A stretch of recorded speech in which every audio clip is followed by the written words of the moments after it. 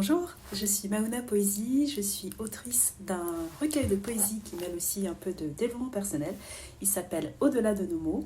Il est sorti fin d'année 2020 en auto-édition et aujourd'hui on peut le retrouver sur mon site, dans quelques librairies sur Paris et puis sur les plateformes traditionnelles en fait de livres. Voilà.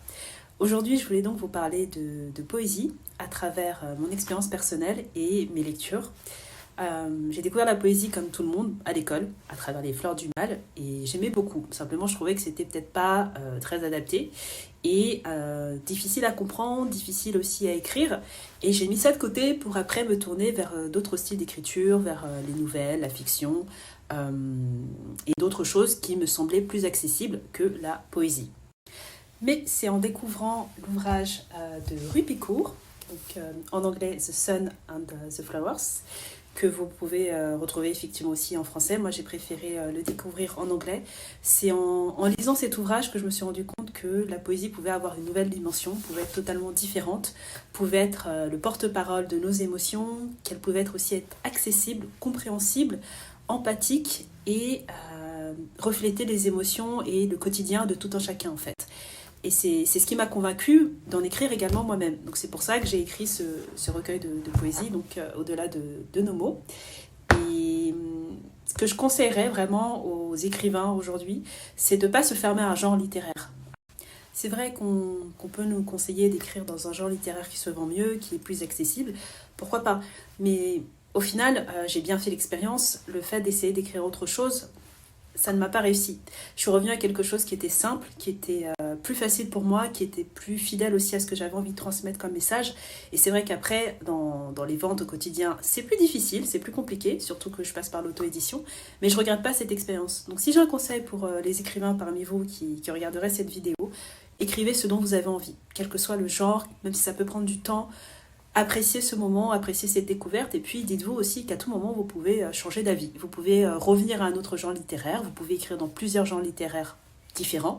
Mon deuxième ouvrage typiquement va plutôt s'apparenter peut-être même à un roman, pourquoi pas. Donc vraiment aller vers un genre littéraire qui vous plaît parce que l'écriture c'est tellement difficile que si en plus on se met des barrières et des contraintes de se dire qu'il faut écrire dans un genre littéraire parce que c'est ce qui est à la mode en ce moment ou parce que c'est ce qui fonctionne le mieux, c'est se mettre des bâtons dans les roues et c'est vraiment réduire nos chances d'arriver à écrire un livre qui nous plaît et qui plaise aussi au plus grand nombre. Voilà. Après, en termes de conseils de lecture, je vous recommanderais donc tous les ouvrages de Ruy Picourt. J'ai fini par tous les acheter par la suite. Donc moi, je suis plutôt partisane de les lire en anglais parce que je trouve que les mots ont plus de poids dans sa langue d'origine. Mais bien évidemment, vous pouvez tous les retrouver en français. Et ce qui est vraiment intéressant dans les ouvrages réalisés par cette autrice, c'est sa capacité à toujours se remettre en question et à faire preuve d'authenticité dans ce qu'elle transmet dans ses textes. Donc c'est pour ça que je m'y retrouve parce qu'il y a cette émotion qu'on ressent de bout en bout. En termes de conseils de lecture, donc autour de la poésie, vous avez l'ouvrage de Wendy Szabo, Corset de cuir, qui, comme mon recueil, a des illustrations, à la différence que les siennes sont en couleur. Et c'est vrai que ça apporte aussi beaucoup de force à l'ouvrage, beaucoup de poésie aussi, puisque ça nous permet de mieux comprendre certains de ses textes. Et c'est vrai que quand j'ai participé à l'une de ces lectures, elle s'est faite avec de la méditation. Et c'est aussi quelque chose qu'on retrouve tout au long du livre, de l'ouvrage. Lorsqu'on lit les textes, il y a vraiment un voyage intérieur, à la fois à travers les expériences de l'artiste et celles qu'elle partage, dans lesquelles aussi on peut s'identifier, qu'on retrouve. Les thèmes du racisme sont abordés, les thèmes de la féminité, du féminisme, le fait aussi, le rôle de la femme dans notre société et comment est-ce qu'elle arrive à s'extraire de tous ces carcans, sont vraiment des thématiques profondes et qui méritent qu'on prenne du temps pour les découvrir aussi à travers son ouvrage. L'autre ouvrage dont je voulais aussi vous parler, c'est celui de Kiyemis, À nos humanités révoltées, qui est, un peu comme son nom l'indique, une révolution, une révolte.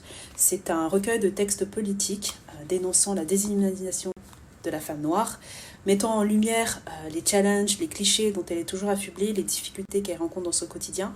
Et c'est fait de manière puissante, empathique et poignante. Il y a aussi beaucoup d'expériences personnelles qu'on ressent à travers les textes de l'autrice. Et c'est un recueil qui est certes léger, mais qui, par son contenu, laisse beaucoup à réfléchir et laisse beaucoup aussi à penser.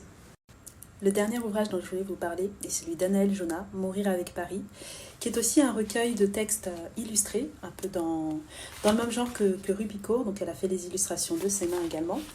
Et c'est un recueil qui, encore une fois, parle à beaucoup de personnes, parce que les thématiques que l'autrice décrit sont des choses qu'on vit au quotidien. Donc, l'amour, la douleur, la peine, le deuil, la perte, le fait d'être immigré, le fait d'être une femme dans notre société actuelle, le fait de souffrir des expériences de la vie et de trouver la force de se remettre debout et de repartir au front d'une certaine manière. C'est très personnel aussi comme ouvrage. On sent qu'il y a beaucoup de choses vécues par l'autrice et qu'elle a mis tout son cœur, toute sa pudeur aussi dans ses textes. Et moi, ça fait partie des ouvrages qui m'ont donné envie d'écrire de la poésie contemporaine également, comme ceux de Rupicourt, et de partager mes émotions et mon regard sur le monde. Voilà, donc je vous le recommande également. C'est tout pour moi. Merci d'avoir regardé cette vidéo. J'espère que mes conseils en écriture et mes recommandations de lecture auront été inspirants. Je vous invite vraiment à donner une chance à la poésie contemporaine. Elle pourrait vous surprendre.